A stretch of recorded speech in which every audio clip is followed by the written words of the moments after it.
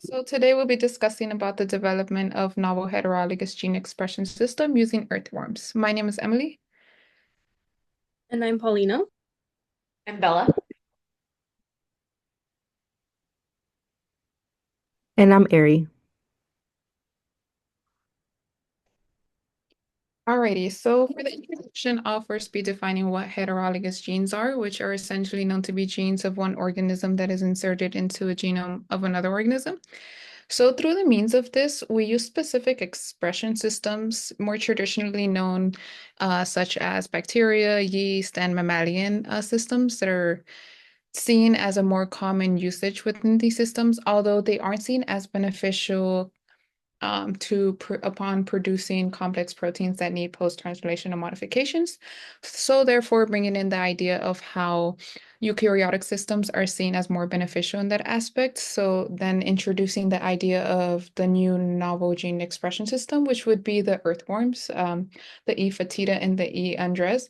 It's essentially a new system that allows for high yield protein production, more capability of post-translational modifications, which are essentially critical to many therapeutic proteins through the means of trying to provide more of a beneficial drug development as well as through the means of antibiotics and vaccines in the future. It also allows us to express those foreign genes in a natural microbiome, and it also provides low cost.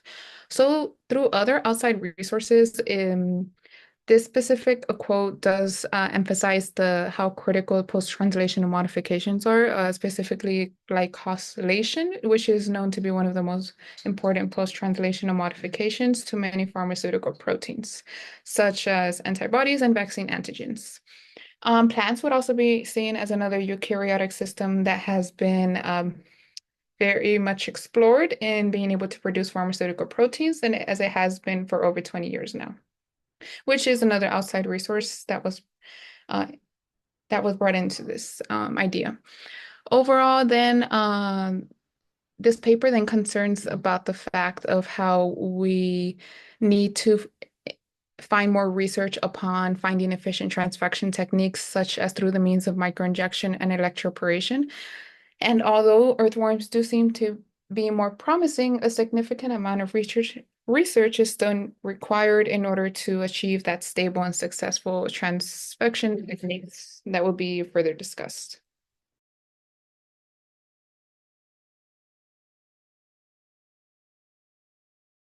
Okay. So the main question that the researchers wanted to answer is, can earthworms be used as a system for heterologous gene expression? The main reason why they chose earthworms was because they have post-translational modification systems that can express human proteins. They are considered model animals because they are mainly used in acute toxicity tests, are easy to obtain and take care of, and express various digestive enzymes like amylase and cellulase. And prior works have found that recombinant protein can be harvested in cholemic fluid. Apart from that, you can also eat E. fetida, so it can be used as a dietary supplement if used in the future. And there are no ethical restrictions on the use of earthworms.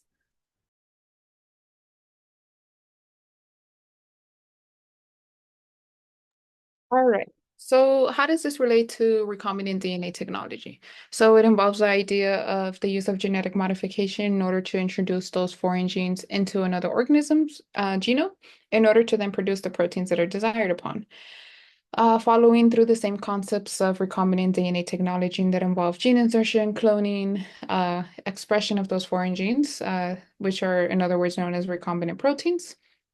Uh, as well as transformation and post-translational modifications. In terms of transformation, the idea of being able to introduce that recombinant DNA into the earthworm, specifically through the means of microinjection and electroporation. And then the importance behind the post-translational modifications as well that make the system more desirable and overall provide a new platform into the field. When using recombinant DNA technology, not only is the challenge of being able to express the protein that is desired, but also being able to ensure the correct post-translational modifications. Essentially, in order to um, ensure functionality, overall stability and activity, and especially with the new heterologous expression systems. And recombinant DNA technology continues to expand into newer and improved systems.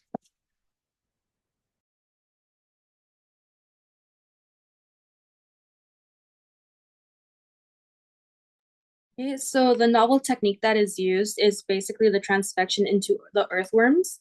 Um, Kazawa et al. Had to create this earthworm transfection method based on the little that they know of from Kim et al.'s earthworm transfection, which is protected by a patent. All they knew was that in the Kim et al. Transfections method, they injected the gene within 24 hours of amputation, and that the transfection method involved only cutting and a microsyringe. But when they tried to do the same with their own method, they got no transfection, so they decided to add electroporation.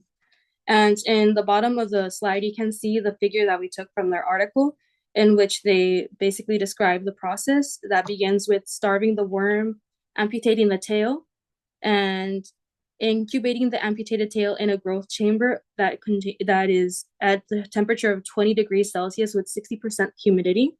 The tail is then put into the tail is then injected with the wait. The tail is then injected with the plasmid and electroporated and then incubated. And the now transfected tail is then crushed into fragments, and a luciferase cell culture reagent is added to incubate, centrifuge, and assay the supernatant for luciferase activity.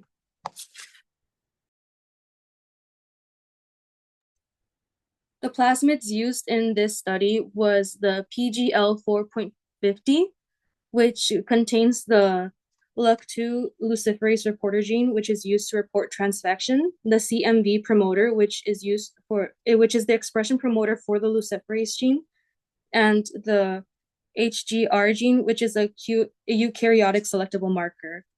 Another enzyme that they used was the PRC21077.5. We found nothing on this, but the article does say that it has a CMV promoter, which we can imagine is used as expression for the protein, the recombinant protein, which is the human erythropoietin, HEPO. And the plasmid also contained the mice DDK tagged EPO, which we can imagine is a fusion protein that can be used to detect and purify the recombinant HEPO. Another technique that was used that we haven't learned in class yet was the enzyme-linked immunoabsorbent assay, ELISA, which detects and quantifies protein. And there are three versions of this. There are the direct, indirect, and the capture assay. And in this article, they most likely use the indirect or the capture assay because anti-HEPO peroxidase was used to detect the recombinant HEPO.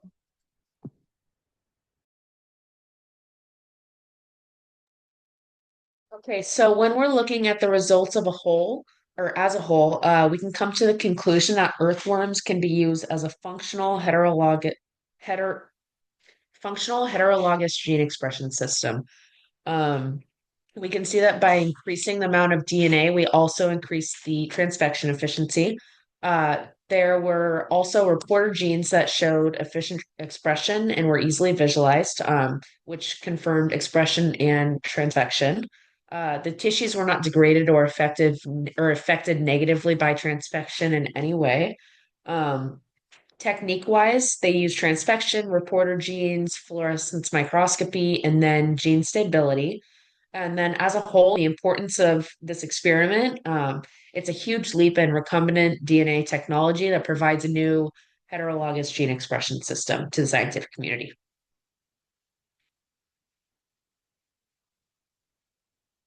Okay, so when we're looking at this figure right over here, figure two, we're looking at determining the optimal incubation time.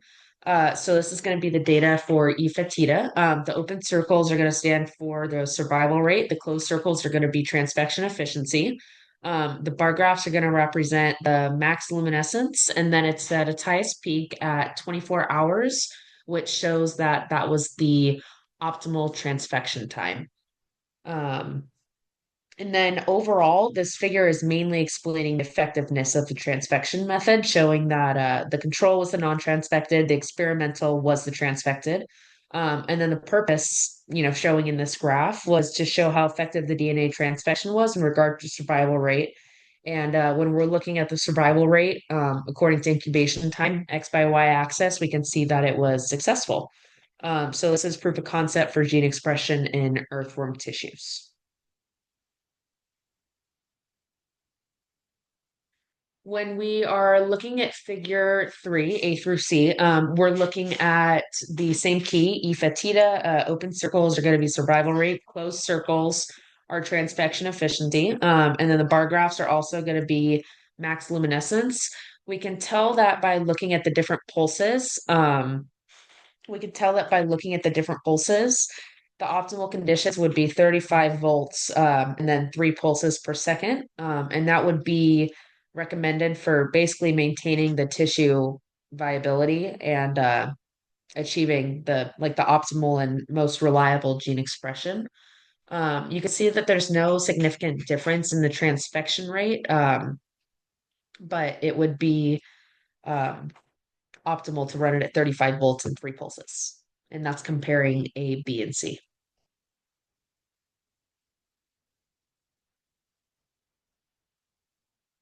When we're looking at figure 6, we're looking at the data for E. Andre. The open circles are survival rate.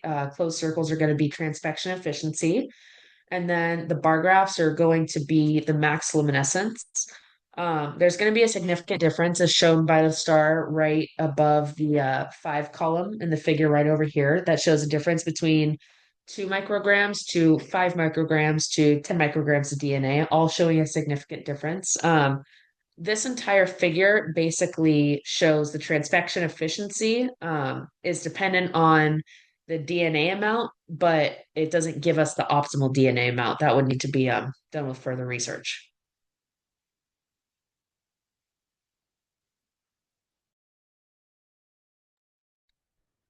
Okay, so in conclusion, the authors were able to develop a method that involved electroporation in order to transfect effectively, and they actually found that in order to increase or have a good transfection efficiency, that it was actually linked to incubation duration when the earthworm was amputated, and that is very necessary when increasing transfection efficiency. So, for example, if the earthworm was amputated and it was incubated for over 24 hours, the body was able to regenerate. But if it was incubated for less than 24 hours, there was a lack of body regeneration. Therefore, the plasmids that were involved, they could not proliferate well, and that then caused low transfection efficiency. Now, in order for them, or the conditions they resorted to in order to have optimal transfection conditions, is to one, use a large electrode which measured 7 millimeters, since it improved transfection efficiency, and that is due to it easily able to hold the body of the earthworm, and then the electric current could travel the whole gene injected segment, since the diameter of the earthworm ranged about 3 to 5 millimeters in diameter. And for the micro injections, they resorted to the smaller needle, which measured 10 micrometers glass capillary, and it caused a higher survival rate and transfection efficiency.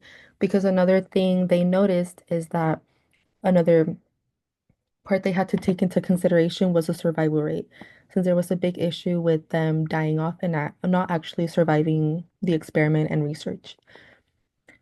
In addition, they did see that HEPO was produced in the E. Andre, but it was very, very low. So therefore, the activity was not really confirmed in the earthworms, but they did discover that when the recombinant of HEPO was produced by P. excavatus that was injected in mice, there was actually a significant increase in hemoglobin. They also assumed that since E. fetida has an N-type sugar chain modification mechanism, and the active form of HEPO is formed by the binding of three N-type sugar chains, the earthworm can produce a high level of active HEPO.